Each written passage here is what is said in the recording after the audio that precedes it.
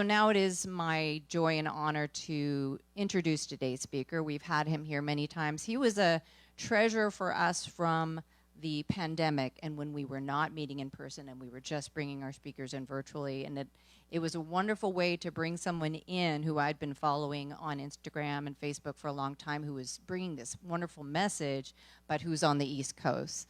So I'm very grateful that we have Reverend Dr. Raymont Anderson kind of in our community, even as he's doing his good work from the East Coast. And I believe he's watching online too. So sort of like we're getting him two ways. So he's on our Facebook Live right now, and he will be coming to you virtually right here. So please help me welcome Reverend Dr. Raymont Anderson. Namaste and greetings, Amani Center community. How are you? It's been a while. I am honored to be with you once again. And today's talk title in general is the idea of the WH questions of service. Now you may be asking, what the WH questions of service?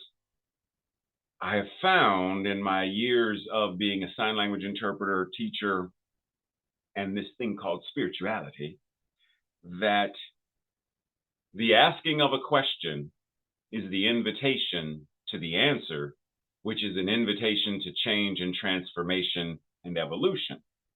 And one of the first things I teach people when I'm teaching American Sign Language is, it's the WH questions, the who, what, when, where, why, which, how. So today we're going to talk about how do we apply those kinds of questions to this idea of service. Now, in general, we understand that words have many meanings. If I were to say, what does run, R-U-N, what does it mean? You would have to know, well, how is it being applied? Because there are many ways. I go for a run every morning. When I come back in, depending on how much pollen is in the air, my nose may run. I'm going to run for office. Her stocking has a run in it. My car engine won't run. Run, various meanings. Same thing if I were to say, in May, I may ask May if she may permit me to visit. What? In May, I may ask May if she may permit me to visit. Words have many meanings, and oftentimes we get stuck in jargon because of you know what I mean. When I say peace, you know what I mean. Well, I know what I mean when you say that word, but do I know what you mean when you say that word?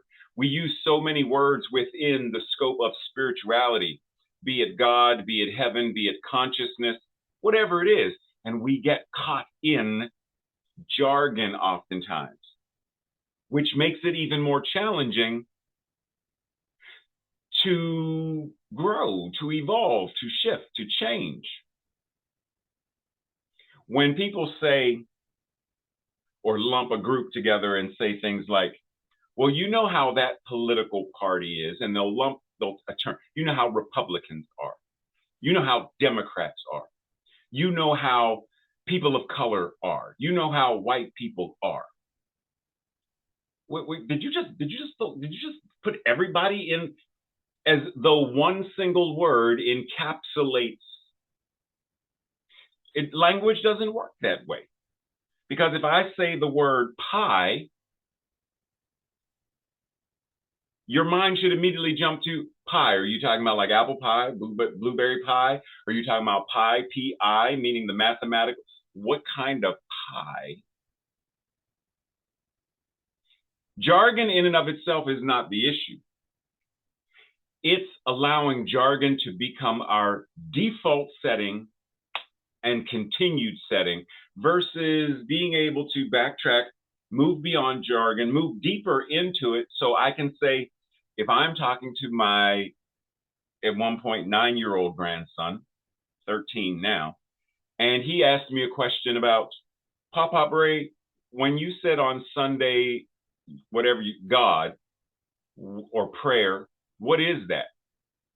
How do I explain to a 9-year-old what spiritual mind treatment is, what affirmative prayer is, what God is, in a way that not only will he understand it intellectually, but he understands it as a embodied, applicable, relevant practice.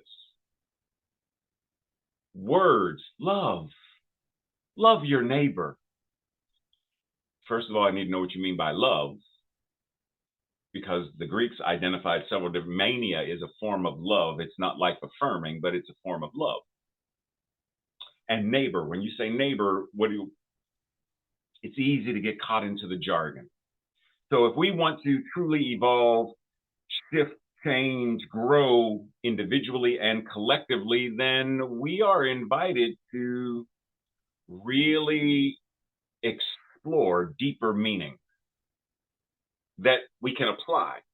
Now, one clear way of identifying if we're caught in jargon that's a non-life affirming way, or if we're using jargon in a life affirming way, is for us to ask questions. So let's begin with one of those words, the word in the title, service. If I were to ask you, what does that word mean?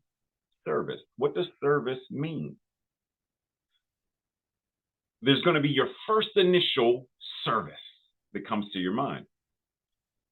But there are many meanings for service. Service is the action of helping or doing some type of work for someone. Millions of people are involved in voluntary service. There is a period of employment that you do within a company. He retired after 40 years of dedicated service. There is the use that someone can, using a machine, such as your computer that you just bought, should be able to provide you with at least 4 good years of service, or provide you good service for the next 4 years. Service, many different meanings.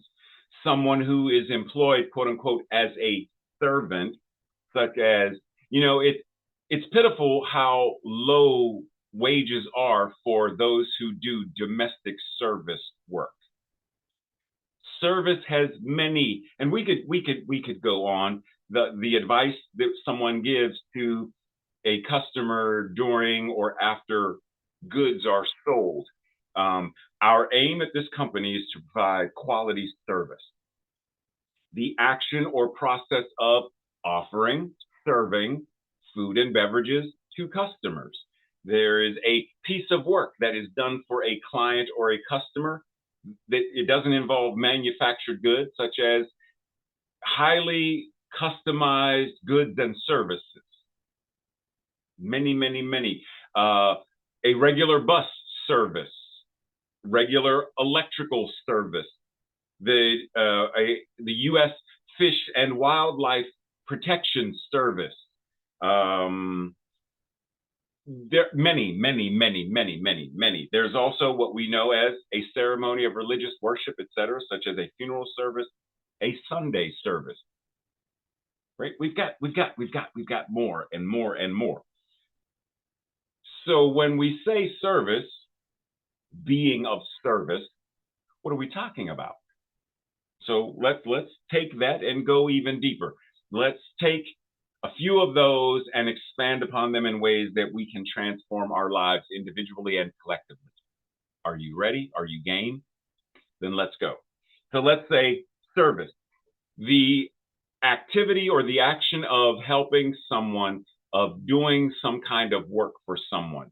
Synonyms being kindness, favor, doing a favor, offering some kind of help, and aid or assistance.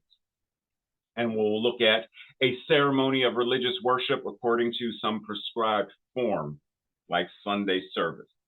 And lastly, we'll look at performing a service or services for someone. Now, the WH question. Ask, who is being helped? Who is doing the helping? How is the help being given?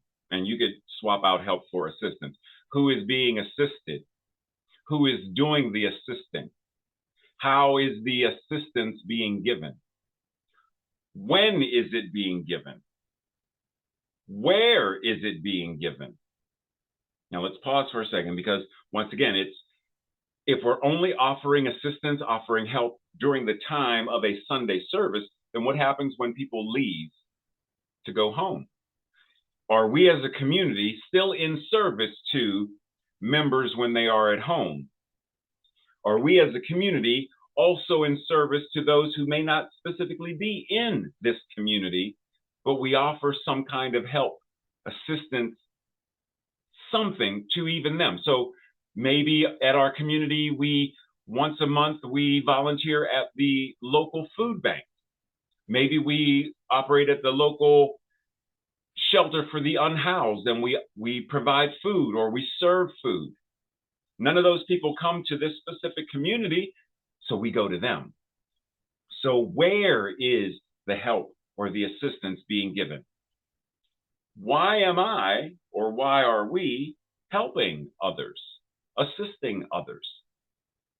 What is the outcome of us or me helping, assisting? And then lastly, which will I choose, to help or not to help? Because it's easy for us, once again, to get caught in where we think we're helping. Well, if I only, rugged individualism, if I simply pray prayers and thoughts, we offer our prayers and thoughts. Every time a school is shot, we offer our prayers and thoughts. Is that changing the system so that no more schools? Are we changing the system so no more nightclubs, no more churches, no more grocery stores? Because if our thoughts and prayers are not changing systemically, then we have chosen to delude ourselves into thinking that we're helping when we're not. So let us get clear.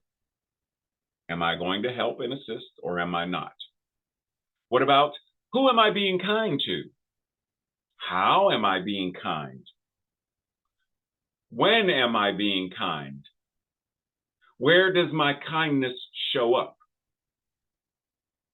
Why am I being kind?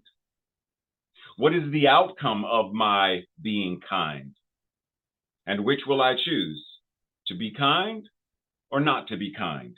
That is the question. See, there are all kinds of questions we can ask about all of the ways in which we are in service to the world.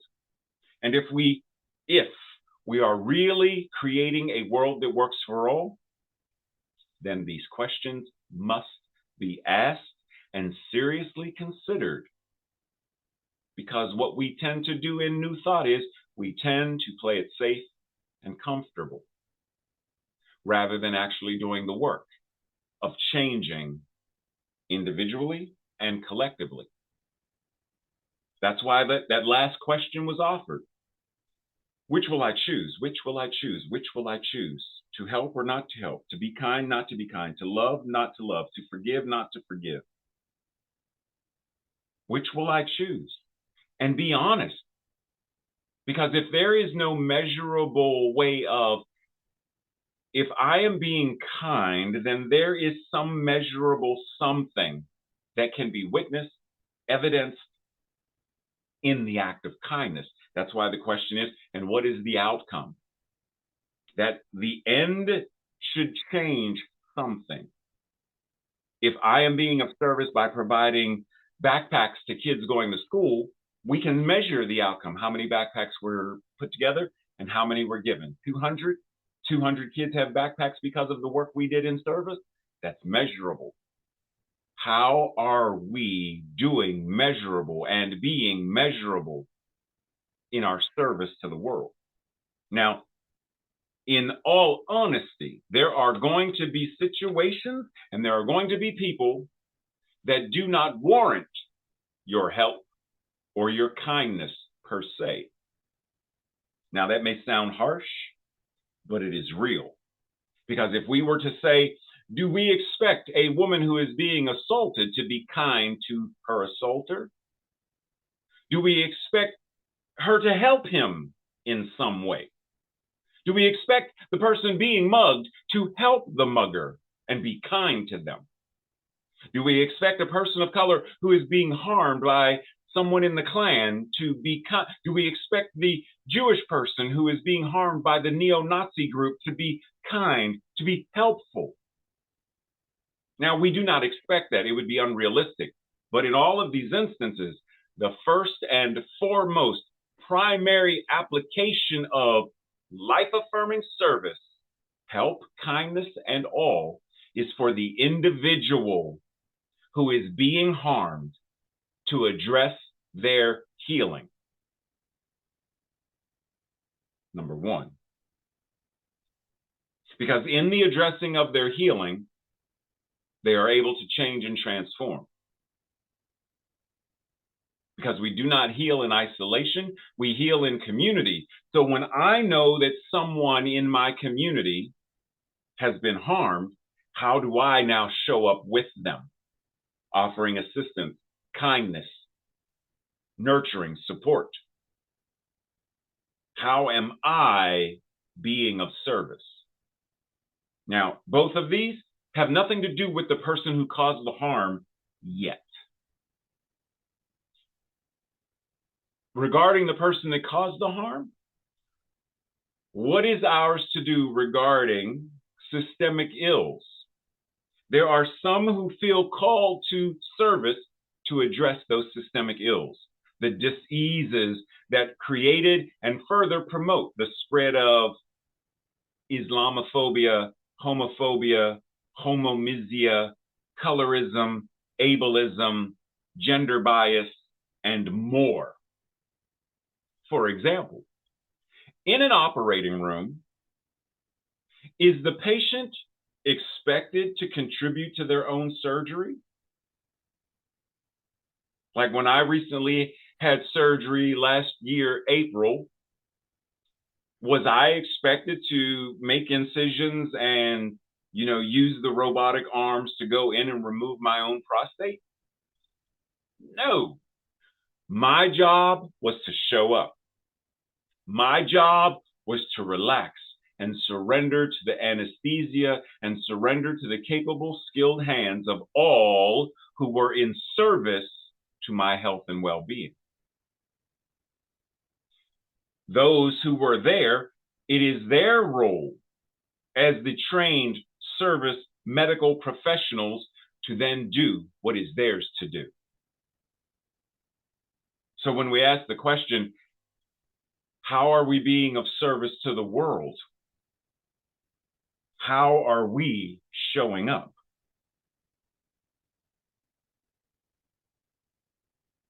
How are we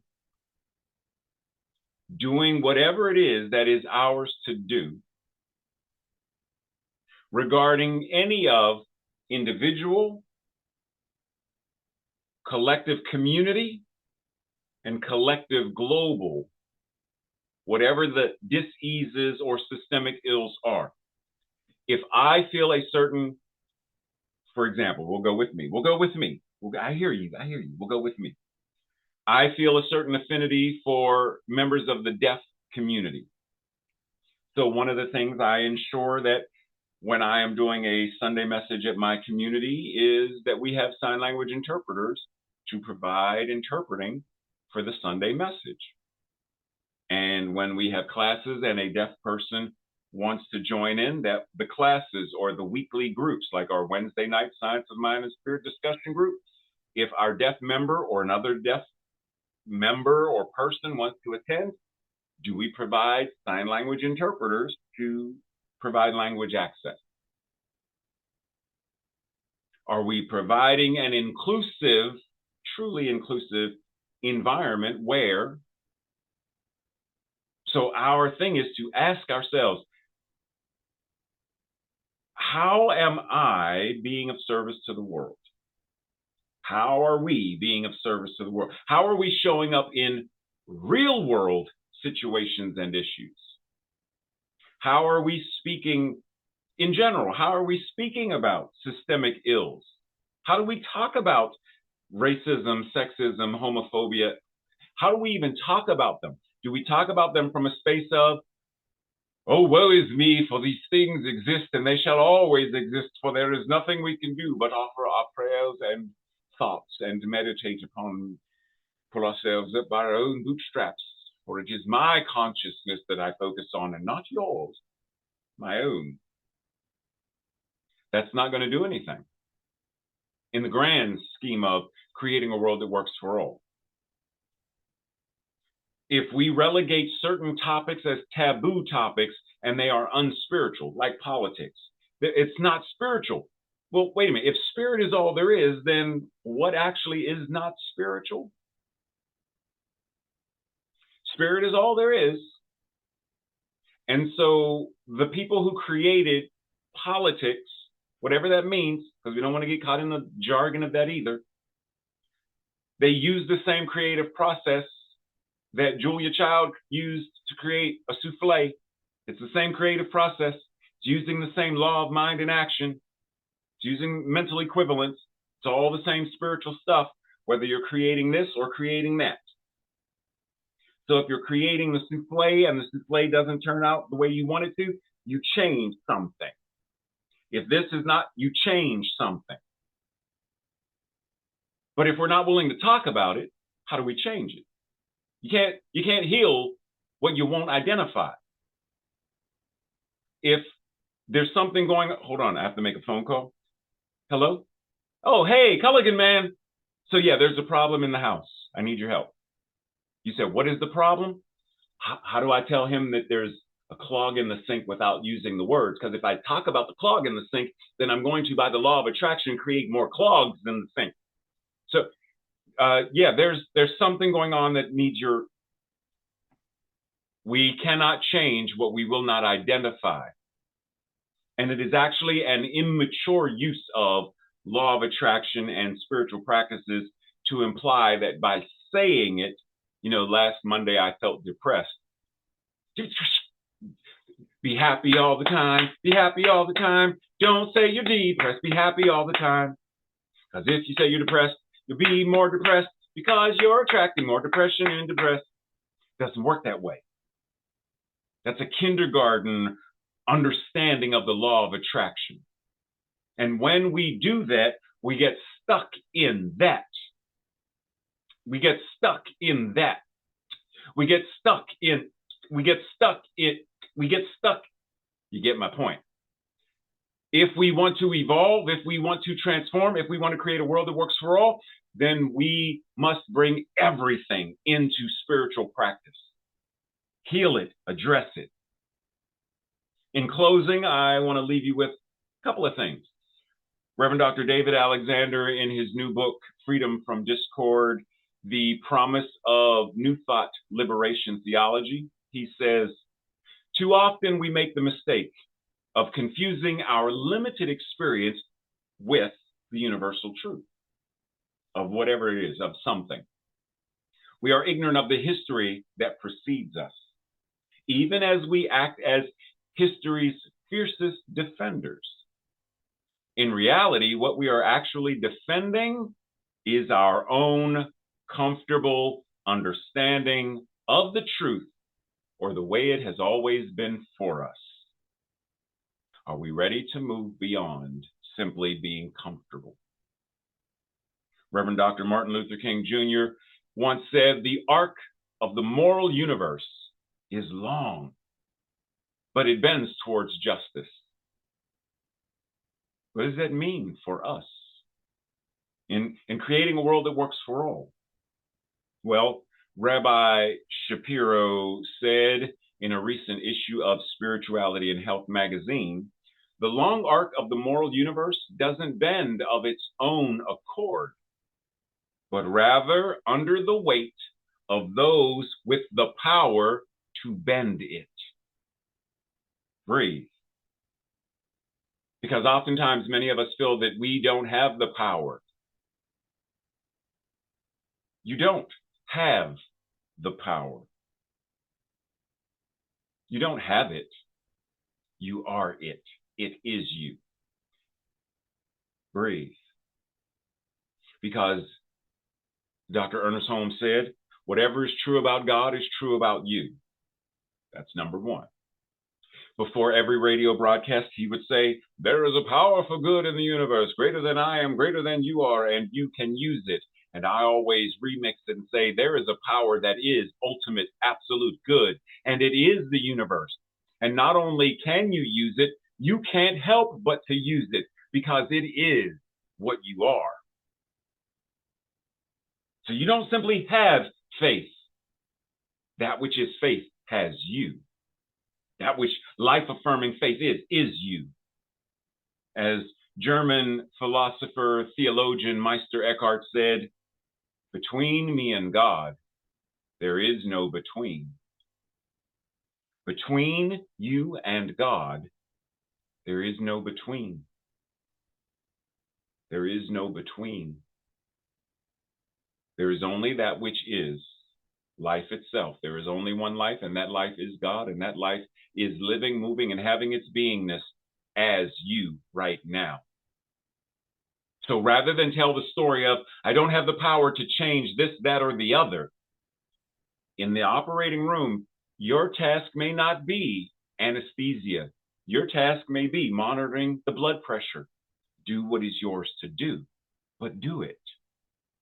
Ask the life-affirming questions that are going to change consciousness, that are going to upgrade our relationships, that are going to heal our systemic ills and create a world that works for all, truly.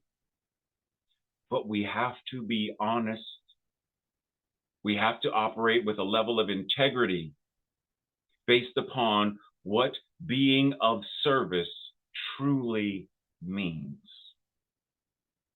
Breathe. Namaste and blessings. As always, it is a pleasure to be with you. Chat with you soon. Take care.